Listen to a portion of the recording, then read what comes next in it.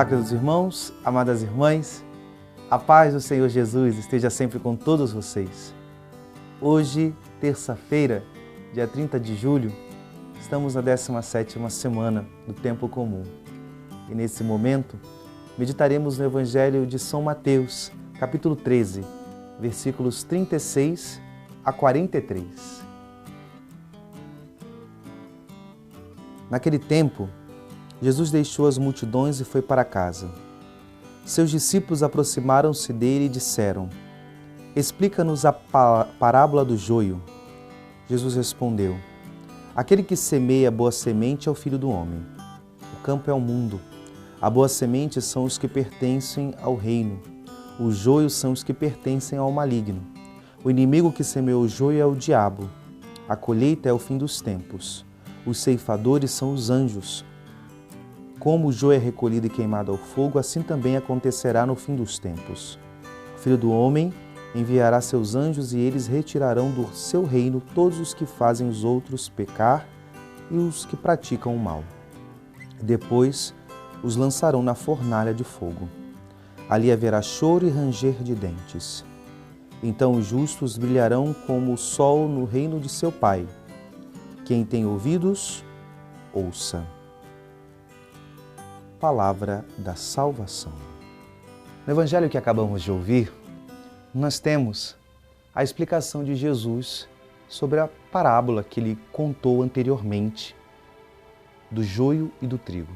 Os discípulos pedem e aqui Jesus ele dá a interpretação de cada imagem que ele traz. O campo é o mundo. O trigo são aqueles que pertencem ao Senhor. O joio são aqueles que pertencem ao maligno. E aqui nós temos o desfecho, que é, na verdade, a nossa esperança. A esperança do fim dos tempos, aquilo que nós chamamos do juízo final. A parábola do trigo e do joio, ela tem um caráter, ela apresenta uma realidade escatológica. E isso é muito importante para nós, porque também é a nossa esperança. Haverá uma segunda vinda. E haverá uma recapitulação de todas as coisas. Nós não podemos nos esquecer desta realidade, mas principalmente saber mesmo ordenar a nossa vida para essa realidade da qual eu e você, a Igreja, espera. E principalmente essa parábola, aqui Jesus quer ensinar os seus discípulos e ensinando os seus discípulos, atualiza essa mensagem para nós hoje que somos a Igreja, de que no mundo haverá realidades do maligno. O mundo não é cristão. Ser cristão é uma realidade que pertence a Deus, não do mundo. No mundo há realidades que são de Deus, porque Deus aqui assim semeou, mas há também realidades do maligno. Nós percebemos aqui uma realidade dual, né? Aqui eu não quero fortalecer que há uma luta do bem e do mal. Não, porque o bem já venceu. O mistério pascal de Cristo nos testemunha e nos assegura disso. O bem é vencedor. Contudo, não quer dizer que há realidades que muitas das vezes tentam e quer se contrapor a essa realidade.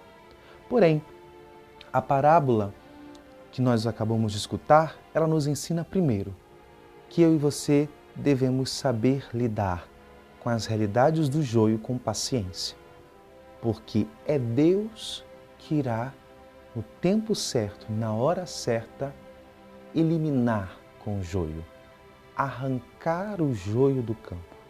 A nós, a paciência e a constância na vivência do nosso pertencimento ao Senhor.